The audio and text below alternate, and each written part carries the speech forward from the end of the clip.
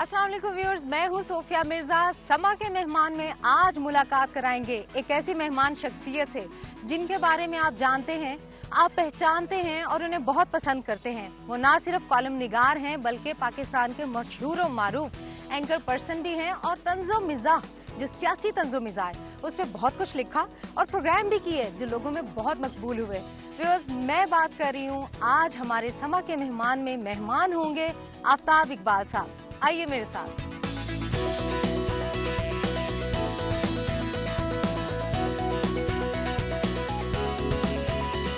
अस्सलाम वालेकुम। जनाब वालेकुम अस्सलाम, how are you? I am very well sir, it's my pleasure having you on a show. अच्छा, most welcome to you, to समा and your entire crew. Thank you. आपका बड़ा खूबसूरत ये फार्म हाउस है, बड़ा अच्छा लग रहा है। खूबसूरत तो पता नहीं है कि नहीं, पुरसुकून बड़ा है। यहाँ बैठकर खामखा लिखने को, क्रिएटिव होने को दिल चाहता है। That's why आपकी जो राइटिंग है सबसे डिफरेंट है, बहुत खूबसूरत है और मजा से भरपूर है। मजा मेरा पैशन रहा है शुरू से ही, और खास तौर पर पॉलिटिकल सटायर जो है ये मुझे बहुत लुभाती थी। मेरे कॉलम राइटिंग का आगाज ही इसी से हुआ। अच्छा, मुझे ये बताइए कि सियासत में आने का शौक नहीं हुआ कभी? कभी मेरी दिलचस्पी नहीं, बल्कि मेरे लिए तो बड़ा जो है ना मुश्किल मरहला होगा। तो इस मुल्क का इक़्तिदार संभालना तो वैसे ही बहुत मुश्किल है। यहाँ पर इक़्तिदार में आना, और ये कोई ऐसी सेहतमंद एक्टिविटी नहीं, अपनी जान को रोग लगाने के मुतरादिफ है। मैं तो हमेशा अपने शो में भी कहता हूँ, आइए तशरीफ रखिए। मैं तो शो में भी ये बारहा गुजारिश कर चुका हूँ कि आज इक़्तिदार की ख्वाहिश करने वाला या तो पागल है या चोर। अच्छा, मुझे ये बताएं, ओकाड़ा का सफर, ओकाड़ा से लाहौर आए, ओल्ड रावियन, आप वहाँ के बहुत अच्छे स्टूडेंट रहे, एक प्रोसेस था।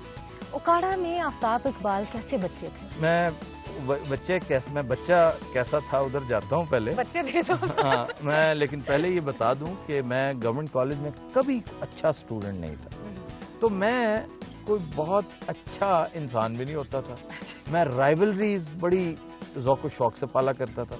टीचर को देखते ही मैं इस नज़र से देखा करता था, जैसे आप कुर्बानी का बकरा खरीदने जाते हैं ना, तो उसमें से नक्स तलाश करते हैं कि इसमें ये कमी है, इसमें।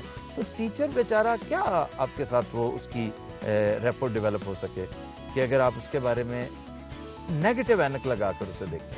मैं अपने कबीले का सबसे पहला मेल चाइल्ड था, तो मुझे तो यूँ लगता है कि मैं पूरे ज़िले का सबसे पहला मेल चाइल्ड था। क्या मुझे बहुत पैम्पर किया गया, और उसकी बिना पर सबसे ज़्यादा सफ़र मेरी बीवी बेचारी ने किया। तो लेकिन ये कि आहिस्ता आहिस्ता मैच्योरिटी के साथ फिर मामलात कदरे बेहतर हो गए। किससे ज्यादा अटैचमेंट है? बड़े, आप सबसे बड़े हैं? मैं सबसे बड़ा हूँ। अच्छा, that's why you are very bossy, leadership quality है, हुक्म चलाते हैं छोटे बहन भाइयों पे। That's why I am very... अच्छा, तो वो वी कैन इमेजिन कि ये जो क्वालिटी है वो घर से ही इम्प्रूव, बेहतरीन फॉर्म में आई है ना। वो कंसीट आ जाती है आपके अंदर, एक खामखा का जो है।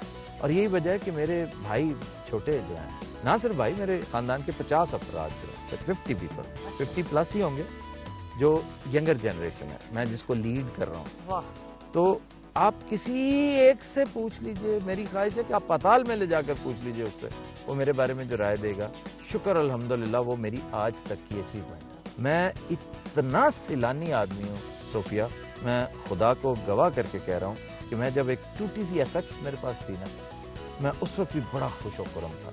मैं एक छोटे से दड़बे में रहता था, सरकारी घर, जो मेरी बीवी के नाम पे था। मेरी बीवी पढ़ाती है, सरकारी मुलाजमा है। सीढ़ियों के नीचे जो जगह होती है उसको मैंने कमरे में कन्वर्ट करके, क्योंकि आई वांटेड माय प्राइवेसी, जिसमें मैं बैठकर तख्लीकी काम कर सकता था। पढ़ना, लिखना और सोचना, ये तीन मेरे मशागिल थे, और इन तीनों पर को बहुत ज्यादा पैसे भी नहीं लगते थे। तो ये आइडियाज कैसे आते हैं? कौन बताता है? खुद ही आते हैं या you have help of your family member? नहीं, कोई मेरी फैमिली मेंबर, सबको फाका है, कोई इस रोले में इंडल्ज नहीं होता कभी।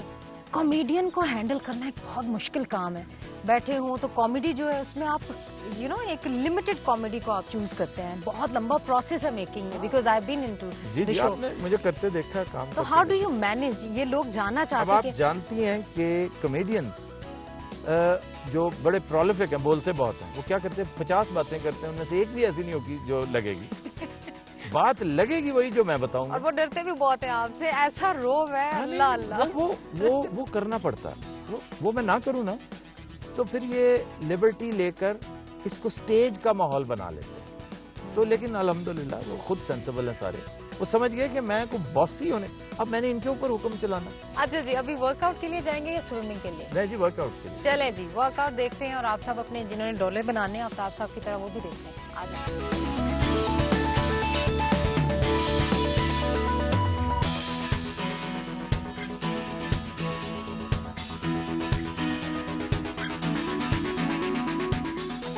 یہ بتائیے, آفتاب صاحب اتنی بڑی شخصیت ہے, ان کو ٹرم ڈاؤن کرنا, پھر ان کی کس چیز کو زیادہ فوکس کرتے ہیں کہ یہ ٹی وی پہ بھی آتے ہیں اور پھر ان کی پرسنالٹی, روب, دبدبا, تو یہ سب چیزیں ذہن میں ہوتی ہیں جب فٹنس سب ذہن میں ہوتی ہیں. بیلنس سب ہوتا ہی ہے, اس کو بیلنس کرنا پڑتا ہے. اس میں ڈائٹ بھی ہے آپ کی, اس میں آپ کی ٹریننگ بھی ہے, اس کے ساتھ یہ دیکھنا ہے سوئمنگ پول ہے, ساتھ سوئمنگ بھی ہوتی ہے, تو سب چیزیں ملا کے کمبینیشن بنتا ہے, تو پھر یہ ایک فٹنس آپ کی. تو آپ ان کو موسٹلی کیا گائیڈ کرتے ہیں, کیونکہ کھانے کا تو شوق ہے آپ کو بہت زیادہ, تو وہ پھر جب کھانا کھائیں اس کے بعد ان کا کام بھی ہے بیٹھے رہنا, تو وہ کیسے مینٹین کرتے ہیں, کیونکہ کم ہوتے جا رہے ہیں, یہ لوگ جاننا چاہیں گے تھوڑی سی 2 لفظوں میں. یہ کوالٹی فوڈ ہوتا ہے نا, ایک جنک فوڈ ہے, ایک کوالٹی فوڈ ہے. ہم کوشش کرتے ہیں کہ زیادہ زیادہ کوالٹی فوڈ یوز کریں, اور اس کے بعد کیلریز پہ ڈیپینڈ کرتا ہے کہ کتنی کیلریز آپ دن میں لے رہے ہیں. تو جتنی کیلریز, جتنی آپ کی انٹیک ہے, اس کے ساتھ ساتھ ہم برن آؤٹ کرتے ہیں, وہ ہم ٹریننگ سے اور کارڈیو سے کرتے ہیں, تو وہ آپ کا بیلنس رہتا ہے. میں پرہیز کسی چیز سے نہیں کرتا, مطلب پرہیز ہر اس چیز سے کرتا ہوں جو بری ہے. واحد چیز جس پہ مجھے دکھ ہوتا ہے کہ دنیا کی جو بیسٹ کھانے والی چیز ہے, میں اس سے ڈرتا ہوں. کون سی؟ اللہ تعالیٰ نے من و سلوہ عطا کیا ہے, بڑی بڑی لاجواب نعمتیں ہیں, لیکن اچھے دیسی گندم کا, دیسی گھی کا, مکھن کا پراٹھا, اس سے بہتر پرفیکٹ فوڈ کوئی ہے ہی نہیں. اس سے مجھے ڈر لگتا ہے کہ پراٹھا ہے بڑی لاجواب چیز, لیکن پراٹھا آپ اس دن کھا سکتے ہیں جس دن آپ کو کام نہ ہو, پھر آپ کا اصل کام اس کو ہضم کرنا ہے. سو ابھی ورک آؤٹ کریں گے آفتاب صاحب.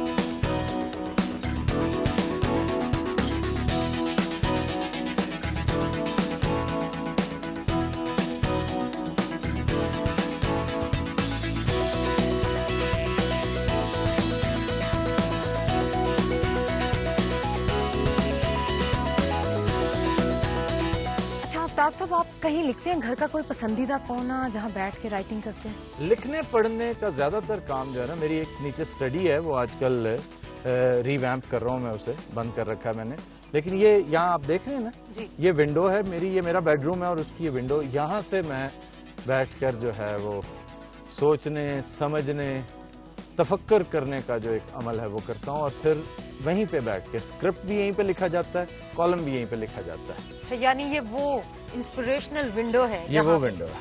اچھا, بچپن کی اگر بات کریں تو آپ کا بچپن ایک مین سٹی میں گزرا یا تھوڑا سا؟ بچپن تو میرا کانوینٹ میں گزرا, اسکول میں.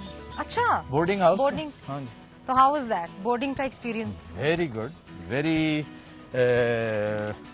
productive. I learnt a lot from the boarding house. Boarding house was kind of a jail though. مجھے تو ہر دوسرے تیسرے دن میری تو کیننگ بھی ہوتی تھی, میری تو سزائیں بھی ملا کرتی تھیں. سب سے بری سزا کیا تھی جو یاد کرتے تو او گاڈ کیا سزا تھی وہ, ہے نا؟ سب سے بری سزا میں سمجھتا تھا لڑکیوں کے سامنے جب آپ کو ہیوملیٹ کیا جاتا تھا نا, وہ میرے لیے بڑی جان لیوا تھی. لڑکوں کے لیے یہ بہت ہاں, چیز ہے. ادروائز کچھ نہیں. لڑکیوں کے سامنے ہم اپنے آپ کو سمجھتے تھے ہمیں تو وہ کچھ کہا جا سکتا نہیں, ہم تو بڑے ماچو ہیں. تو کلاس روم سے باہر کھڑا کرتے ہیں یا ڈیسک کے اوپر کھڑے ہو جائے؟